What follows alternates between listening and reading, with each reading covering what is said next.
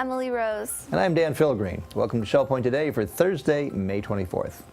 For your enjoyment, today's show takes a trip over to Sanibel for a look inside the Crow Wildlife Sanctuary. Each year, our wildlife hospital admits an average of 4,000 animals from all over Southwest Florida to come here for medical treatment. When animals arrive, they're going to be sick, injured, or orphaned. And it's our job as an organization to provide them with the medical and supportive care necessary so that as many of them can get back out into the wild as possible. We're going to follow the Hochschilds as they venture through the Smoky Mountains to Churchill Downs. And the whole idea was to go and learn and see something about bluegrass music and cowboy music and rock and roll music in Tennessee. And then, frankly, what I was more interested was going to see these horses in Kentucky. And we even went up to Churchill Downs where they just ran the Kentucky Derby. Terry Colath stops by to discuss a clinic helping you with your electronics. So at the clinic, this is what happens. People come in and we try to help them with their problem. Sometimes it's very, very simple and they're on their way within minutes. And sometimes it's a little more complicated. Before we get there, it's time for our daily look back on this day in history. New Yorkers were celebrating on May 24th, 1883, when after 14 years of construction, the Brooklyn Bridge was finally opened. A ceremony was held for the unveiling and was attended by then Governor Grover Cleveland and sitting President Chester Arthur.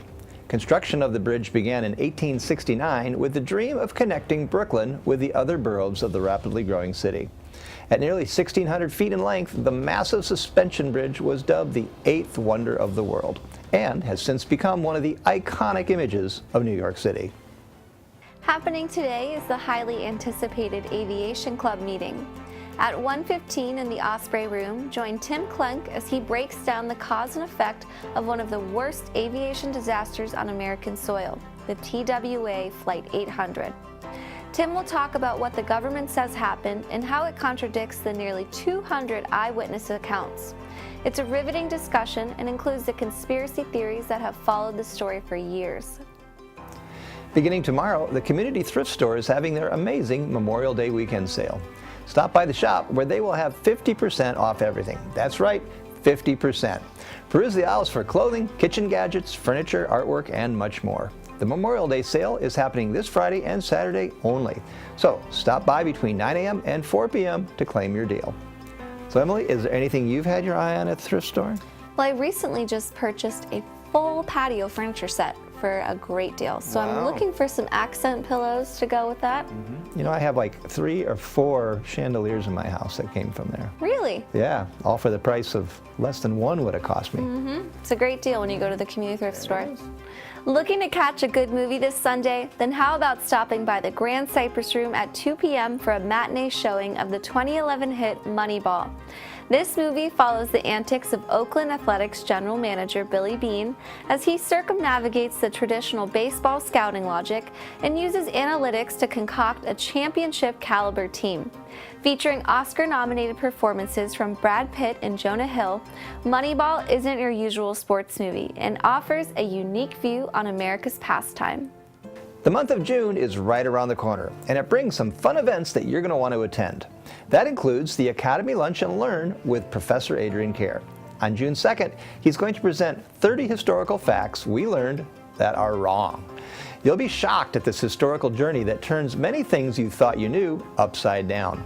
There will also be a Banyan Grill menu inspired by the events, including Boston Tea Party iced tea and Isaac Newton's apple cobbler. If you want to attend this fiction-based facts presentation, then register with the Academy at shellpoint.net.